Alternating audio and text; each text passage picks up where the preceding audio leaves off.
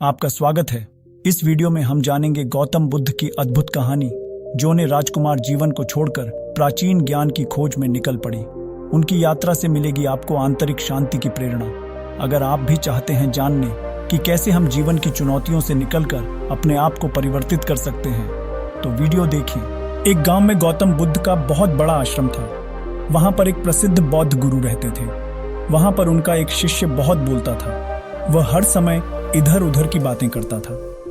जब वह दान लेने के लिए जाता तो हर घर से एक नई कहानी लेकर आता और आश्रम के दूसरे शिष्यों को सुनाता था। एक शिष्य की दूसरे से बुराई करता, चुगली करता और दूसरों के सामने अच्छा बनने का प्रयास करता। खुद के मुंह से ही खुद की तारीफ करता रहता और हमेशा ही खुद को गुरु के सामने सबसे बुद्धिमान और उत्तम साबित करने का प्रयास करता। वह खुद को सभी शिष्यों से अलग और श्रेष्ठ मानता था। उसका कहना था कि मैं एक अमीर घर का बालक हूँ। अगर मैं चाहता तो एक आरामदायक और सुविधाओं से भरा जीवन जी सकता था, लेकिन मैं वह सब छोड़कर यहाँ आ गया क्योंकि मुझे सत्य की खोज करनी है, खुद को जानना है, जीवन को जानना है। इसीलिए मेरा त्याग तुम सबसे बड़ा है। एक दिन गुरु ने आश्रम के सभी शिष्यों को बुलाकर कहा, आप सभी को अगले 1 महीने के लिए कोई न कोई संकल्प लेना है। इससे आपकी संकल्प शक्ति मजबूत होगी और आप में आत्मशक्ति का संचार होगा।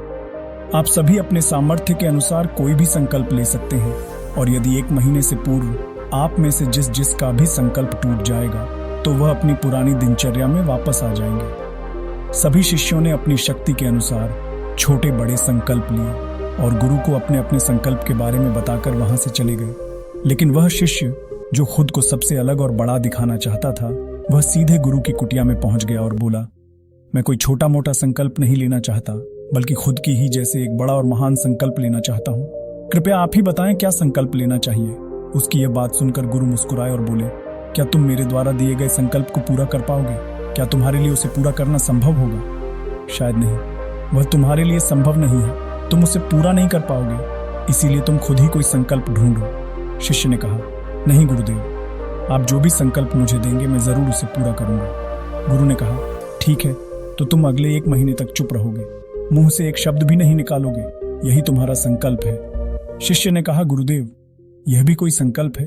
यह तो बहुत ही आसान है। 1 महीने तक चुप ही रहना है। आप कोई बड़ा संकल्प दीजिए जो मेरी योग्यता के लायक हो, जिसे पूरा करने में मुझे समस्या हो। गुरु ने कहा, पहले तुम इस संकल्प को तो पूरा करके दिखाओ। शिष्य ने गुरु की बात मान ली और वह उसी समय चुप हो गया और पलटकर कुटिया से बाहर चला गया। उसे चुप रहना बहुत आसान लग रहा था। उसने एक दिन तो जैसे तैसे चुप रहकर काट लिया, लेकिन दूसरे दिन से उसके मन में न बोलने का बोझ बढ़ने लगा। तीसरे दिन उसे भारीपन महसूस होने लगा और चौथे दिन उसके अंदर एक अजीब सी बेचैनी होने लगी, क्योंकि आसपास आश्रम के सभी शिष्य एक दूसरे से बातें कर रहे थे। वह भी अपना पक्ष उनके सामने रखना चाहता था, उनकी बोलती बंद कर देना चाहता था, लेकिन उसका संकल्प उसके आड़े आ रहा था। इसीलिए वह पूरे दिन सिर्फ मुंह और आंखें बनाता रहता। इसी तरीके से कुछ दिन और बीते और वह शिष्य बीमार पड़ गया। उसका सिर फटा जा रहा था। उसका खाने पीने तक का मन नहीं कर रहा था। वह सिर्फ बोलना चाहता था। वह गुरु के पास गया और उनके सामने बैठकर लिखकर उन्हें बताया, गुरुदेव, मैं बोलना चाहता हूँ, बिना बोले मुझे सांस नहीं आ रही, मेरा दम घुटता जा रहा है, मैं अंदर ही अंदर पागल हुआ जा रहा हूँ, मैं क्या करूँ? संकल्प तोड़ दूं क्या? यह पढ़कर गुरु मुस्कुराए और बोले, संकल्प तो तोड़ने के लिए ही होते हैं, लेकिन जो अपने संकल्प को पूरा कर लेता है वही अपनी आंतरिक शक्ति को बढ़ाता है, और जो अपनी आंतरिक शक्ति को बढ़ा लेता है वह समाज और जागृति की राह पर आगे बढ़ जाता है। संकल्प का लेना भी तुम्हारे हाथ में था और इसे तोड़ना भी तुम्हारे ही हाथ में है। तुम्हारे बहुत से भाई अपने संकल्प को तोड़कर अपनी पुरानी दिनचर्या पर वापस आ चुके हैं। अगर तुमसे नहीं हो पा रहा तो तुम भी संकल्प तोड़कर अपनी पुरानी दिनचर्या पर वापस जा सकते हो। लेकिन याद रहे, अगर आज तुम इस छोटे से संकल्प को नहीं संभाल पा रहे तो तुम अपनी बाकी की पूरी जिंदगी को कैसे संभाल सकोगे? बाकी फैसला पूरी तरह से तुम्हारे हाथों में है। गुरु की यह बात उस शिष्य के दिल में चोट कर गई। वह बिना कुछ बोले वहां से वापस चला गया और खुद को अपनी कुटिया में बंद कर लिया। वह केवल अपने जरूरी कामों के लिए ही कुटिया से बाहर निकलता, बाकी सारे समय कुटिया के अंदर ही बैठा रहता। 15 दिन बीत चुके थे और आश्रम के लगभग सभी शिष्यों का संकल्प अब तक टूट चुका था, लेकिन उसका संकल्प अभी भी जारी था। संकल्प लेने के बाद से अब तक उसने एक शब्द भी नहीं बोला था। सारा आश्रम हैरान था कि इतना बोलने वाला इंसान चुप कैसे हो गया। 15 दिन बीतने के बाद वह दोबारा अपने गुरु के पास गया और लिखकर बताया है, गुरुदेव, मैं बाहर से तो चुप हूं, लेकिन मेरे भीतर बहुत सी आवाजें हैं, बहुत सी चीख पुकार और शिकायतें हैं। मैं अंदर ही अंदर बात करता रहता हूं। मेरा मन तरह तरह के प्रश्न पूछता रहता है। मैं बाहर से जितना मौन हूं, भीतर से उतने ही शोर शराबे से भरा हुआ हूं। क्या इस तरह से मेरा संकल्प अभी भी जारी है? गुरु ने कहा, हाँ, तुम्हारा संकल्प अभी भी जारी है, लेकिन जब तक लोगों की यह आवाजें तुम्हारे कानों में पड़ती रहेंगी, तुम्हारा मन बोलता रहेगा, क्योंकि इसे तो आदत है बोलने की। तुम भले ही बाहर से चुप रहो, लेकिन तुम अंदर ही अंदर बोलते रहोगे। तुम्हें इन बातों से, इन आवाजों से दूर जाना पड़ेगा। शिष्य गुरु को प्रणाम कर वहां से चला जाता है और सुबह होते ही अपनी कुटिया छोड़कर जंगल की तरफ चला जाता है। कई दिन बीत जाते हैं, संकल्प का समय भी पूरा हो जाता है, लेकिन शिष्य लौटकर नहीं आया। आश्रम में सभी को डर था कि कहीं जंगली जानवर ने उसे खा ना लिया हो। इस बीच उसे ढूंढने की बहुत कोशिश की गई, लेकिन वह कहीं नहीं मिला। सभी गुरु भाइयों ने मान लिया था कि जंगली जानवरों ने उसे अपना शिकार बना लिया है, लेकिन गुरु को ऐसा नहीं लगता था। एक दिन आश्रम का एक अन्य शिष्य गुरु के पास आया और बोला, गुरुदेव, हमारे उस अधिक बोलने वाले भाई के साथ क्या हुआ होगा? क्या जानवर ने उसे मार दिया होगा? गुरु ने कहा, हो सकता है कि जानवरों ने उसे अपना शिकार बना लिया हो, लेकिन उसके न लौटने की एक दूसरी वजह भी हो सकती है। शायद उसे वह मिल गया है जिसके लिए वह गया था। फिर शिष्य ने पूछा, गुरुदेव, क्या ज्यादा बोलना इतना हानिकारक होता है? गुरु ने कहा, इंसान के जीवन के बहुत सारे दुखों में से एक दुख यह भी है कि वह कभी चुप नहीं रह सकता, हमेशा कुछ न कुछ बोलता ही रहता है। सिर्फ हमारे बोलने के कारण हमारे आधे से ज्यादा दुख पैदा होते हैं। परिवार के अधिकतर झगड़ों की वजह हमारा बेमतलब बोलना ही होता है। हम में से कोई भी चुप नहीं रहना चाहता, हम बस सामने वाले को सुना देना चाहते हैं। जो भी हमारे मन में है, सब निकालकर उसके मन में बैठा देना चाहते हैं। उसे समझा देना चाहते हैं कि देख, तू गलत है और मैं सही। और इस तरीके से सब एक दूसरे की सड़ी गली बातों को ग्रहण कर रहे हैं। इस तरीके से सुनने और सुनाने का यह काम जिंदगी भर चलता रहता है। लेकिन इस नासमझी में हम अपना समय, अपना जीवन, अपनी समझ और सबसे महत्वपूर्ण कीमती पल जो जिए जा सकते हैं, जिनको अनुभव किया जा सकता है, जिनमें आनंद को प्राप्त किया जा सकता है, यह सब खो देते हैं। लेकिन इसके बदले हमें मिलता क्या है? कुछ नहीं। सब व्यर्थ और बर्बाद हो जाता है। इस पागलपन में हमने क्या खो दिया, इसका एहसास केवल कुछ ही लोगों को हो पाता है। बाकी लोग जैसे उन्हें अपने आने का पता नहीं, वैसे ही उन्हें अपने जाने का भी पता नहीं चल पाता। शिष्य ने कहा, तो फिर इसका समाधान क्या है? गुरु ने कहा, पूरी जागरूकता के साथ अपने विचारों को देखना, यही एकमात्र तरीका है। सारी मानसिक समस्याओं का वर्तमान में रहकर चिंतन करना, पूरी जागरूकता के साथ अपना काम करना जिंदगी में चमत्कारिक बदलाव ला देता है। उसके बाद वह शिष्य गुरु से अपने प्रश्नों का उत्तर पाकर उनको प्रणाम करके वहां से चला गया। उस शिष्य को आश्रम छोड़कर गए हुए 3 महीने का समय बीत चुका था, लेकिन उसकी कोई खबर न थी। अब तक तो सभी गुरु भाइयों ने भी उसके वापस लौटने की उम्मीद छोड़ दी थी, लेकिन एक दिन वह आश्रम लौट आता है। उसे देखकर सभी के आश्चर्य और खुशी का ठिकाना न रहा। लेकिन अब वह नहीं था जो यहाँ से गया था, वह कुछ और ही बनकर वापस आया था। उसके अंदर एक गजब का बदलाव महसूस किया जा सकता था। उसके चेहरे पर एक गजब का ठहराव और आंखों में बंगी शांति थी। आश्रम में आते ही सभी गुरु भाइयों ने उसे चारों तरफ से घेर लिया और बातें करने लग गए। वह भी अपने गुरु भाइयों से बातें करने लगा। उससे बात करने वाले सभी ने यह अनुभव किया कि अब वह पहले जैसा उतावला और बातूनी नहीं रह गया था। उसके मुंह से एक एक शब्द बहुत ही सुलझे हुए और मधुरता के साथ निकल रहे थे। थोड़ी देर तक गुरु भाइयों से बात करने के बाद वह सीधा गुरु की तरफ चला गया।